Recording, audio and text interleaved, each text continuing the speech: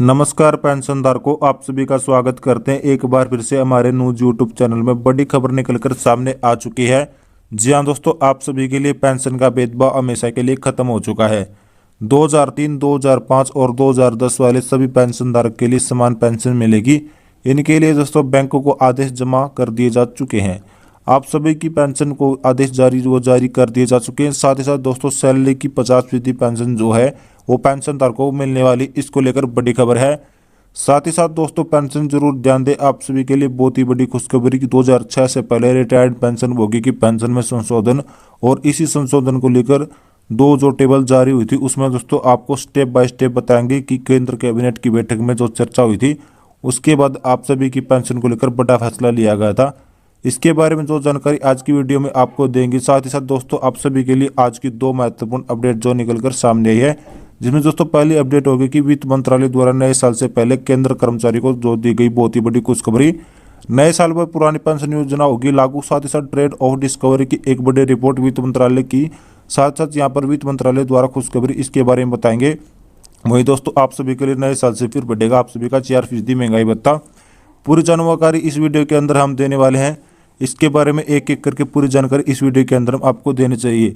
इसलिए दोस्तों आप सभी पेंशन धारकों से निवेदन है कि आज की इस वीडियो को आप लास्ट तक जरूर देखें। जैसे दोस्तों सारी की सारी जो खबरें हैं वो आप इस वीडियो के माध्यम से हम बताएंगे।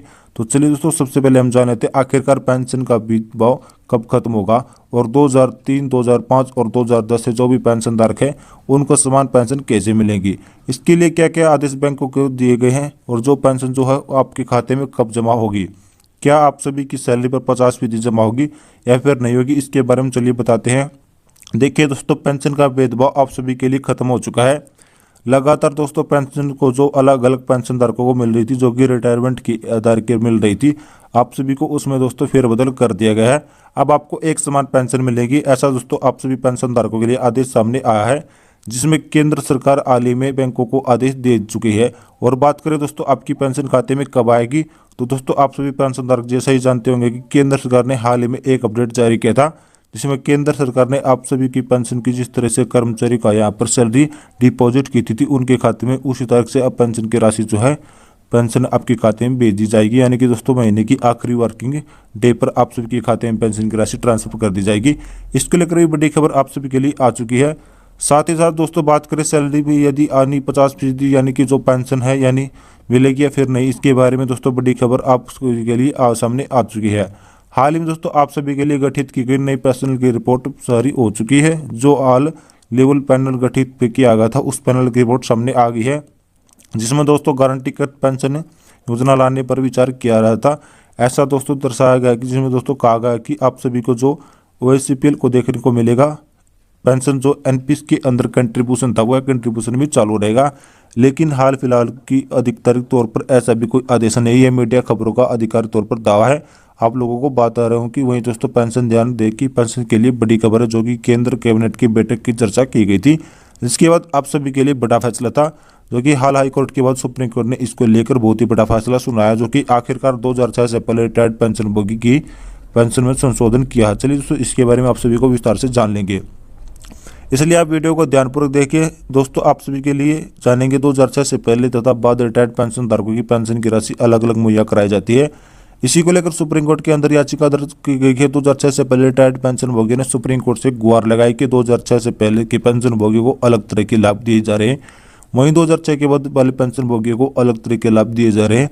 ये संविधान के अनुच्छेद 14 का उल्लंघन, जो कि सभी नागरिकों के वह समान हक के लिए पात्र है, इसलिए हमें भी समान पेंशन दी जानी चाहिए। इसको लेकर जब सुप्रीम कोर्ट की याचिका पहुंची तो दोस्तों सुप्रीम कोर्ट इस मामले में एक बार फिर से चेक किया, जिसमें दोस्तों सुप्रीम कोर्ट ने पाया कि कर्मचारी 2006 के बाद रिटायर्ड हुआ था और जो कर्मचारी 2006 के पहले रिटायर्ड हुआ था उन दोनों का देश से बना योगदान बहुत ही अहम है।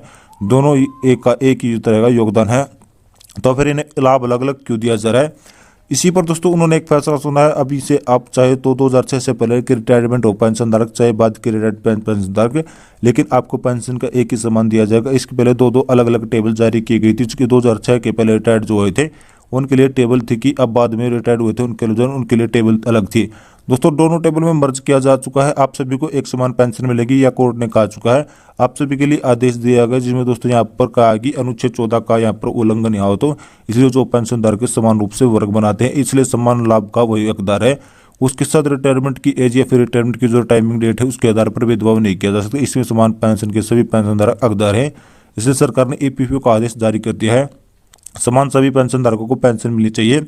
दोस्तों आप सभी के लिए बड़ी खबर आ चुकी है। दोस्तों आज की दो मुख्य अपडेट के बारे में बात कर लेते हैं। पहला अपडेट दोस्तों, वित्त मंत्रालय ने नए साल के पहले कर्मचारी को दो बहुत ही बड़ी खुशखबरी, नए साल पर कर्मचारी पेंशन योजना को सकती है लागू। ट्रेड ऑफ डिस्कवरी की एक बहुत ही बड़ी रिपोर्ट आप सभी के लिए सामान आई है, जिसमें वित्त मंत्रालय की मंत्री सचिव के नेतृत्व में कमेटी बनाई थी और उस कमेटी की घोषणा की सामने आ चुकी है। दोस्तों आपको बता दें कि पूरी जानकारी क्या है, अपडेट विस्तार से देखिए। चलो, वित्त मंत्रालय की वित्त सचिव के नेतृत्व में बनाई गई एक समिति की घोषणा की गई थी, जो कि नई पेंशन योजना की समीक्षा करेंगे। यह समिति एक नई सिस्टम की न्यूनतम सिस्टम के विचार करेगी और सरकार द्वारा मिनिमम गारंटी रिटर्न देने पर पक्ष भी कर सकती है।